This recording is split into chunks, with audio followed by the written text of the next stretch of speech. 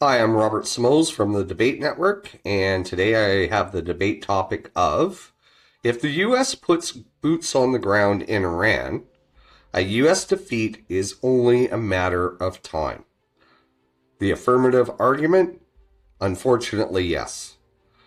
The U.S. record for wars in the Mideast and Asia since World War II is not at all impressive. Korea, stalemate. 3 years technically it went on, it still hasn't ended.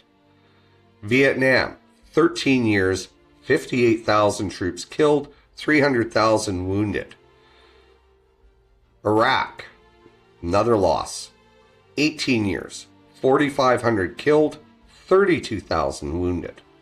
Afghanistan, 20 years, 2,500 dead, 20,000 wounded. 1,129 NATO troops killed from countries like the UK, 453, Canada, 158, and amongst others like Italy, France, Germany. NATO did come to the U.S. defense after 9/11, which Trump either ignores or likes to insult. Now, not all losses. The U.S. has won a couple of engagements, Panama and Grenada. And I bet you most of you didn't even know it happened. One of the reasons, the second reason this is going to be a failure is there's no political buy-in, unfortunately. I mean, every other prior war the U.S. has gotten into, even the last Gulf War, there was buy-in by the U.S. public to the tune of 70%. Less than a third support this war.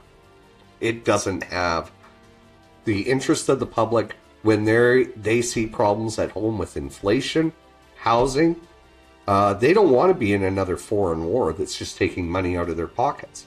They see their health care, health insurance, food supplement plans, school lunch programs, all being cut. The public is now facing a 33% increase in the price of energy in just a few weeks.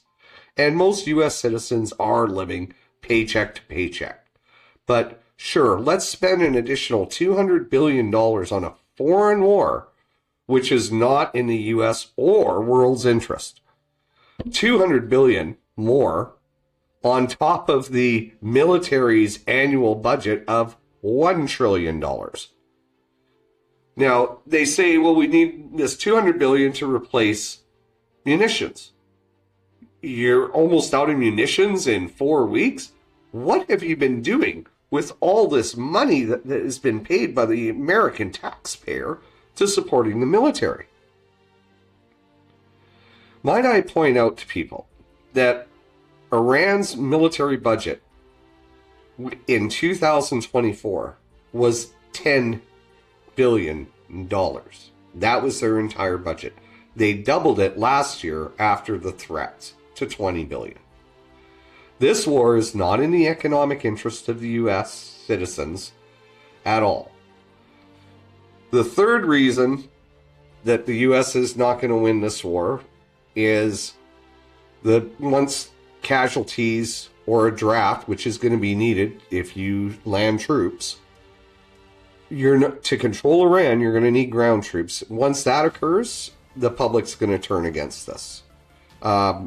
And why will they land ground troops? Well, as I said, they're running out of munitions. Precision bombs and ordnance are very expensive. Ground troops are not. The terrain in Iran totally works against U.S. troops as it's all mountainous. And Iran controls the high ground. And if you're wondering, well, how important that is, watch the history of Gallipoli. Watch the movie. The Turks annihilated the British forces because they had the high ground. In any event, I don't mean to paint a picture of doom and gloom. I don't want to see any U.S. troops hurt. I don't want to see civilians hurt. I don't want to see any of that. But the U.S. is walking into another Vietnam. The thing, too, is the administration. The other problem with this and why it's going to fail is the administration has not been able to garner support because they can't explain why they're there. Israel was going to attack, so we had to get involved because we were afraid of retaliation. Missile and nuclear weapons, even though supposedly the nuclear weapons were obliterated last June, Regime change. Oh, okay. So now you're saying it's for regime change.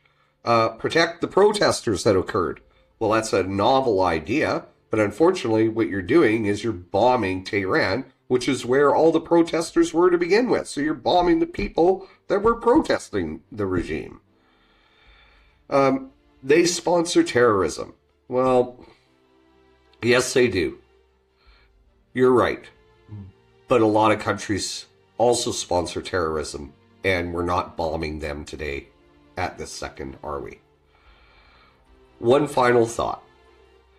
The administration in the U.S. was presented the military assessment of taking the Straits of Hormuz. They said the strait would be closed. Their analysis said that the Iranians would act like this. If you listen to Professors Sachs, Zhang, Mersheimer, Deason, all of them predicted this is exactly what the Iranians would do.